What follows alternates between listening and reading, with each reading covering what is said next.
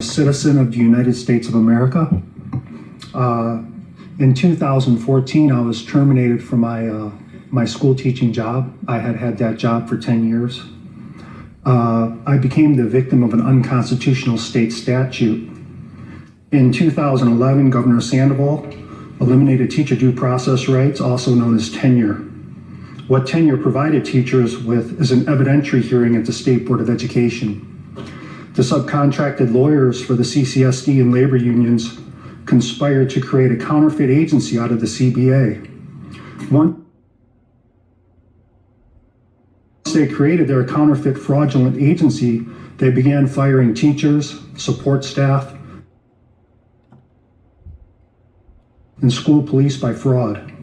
This generated an enormous amount of income for the lawyers in perpetual legal battles in and out of real court.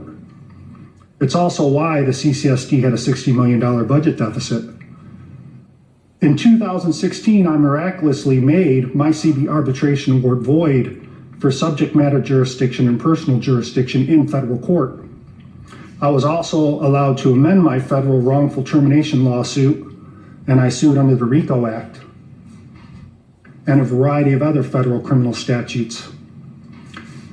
I realized that when the governmental entities of Clark County violate your constitutional rights, they will do everything in their power to fix the lawsuit.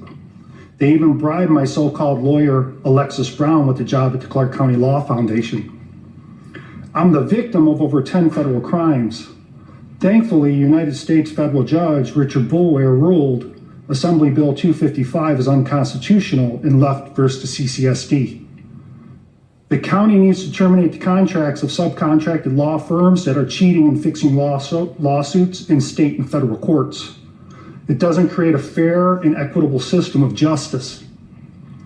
If we are going to live in a society, then we need to have an uncorrupted court system. And I know there are many victims, and I sympathize with these people in family court because this coercion, this extortion, this holding people's children hostage so the other lawyer can steal all their money is ridiculous. And my personal opinion of politicians is they're only in it to line their own pocket, because anyone that would pass an unconstitutional state statute and subject our citizens to fraud, theft, and extortion belongs in federal prison. And this is going to put them there, right there.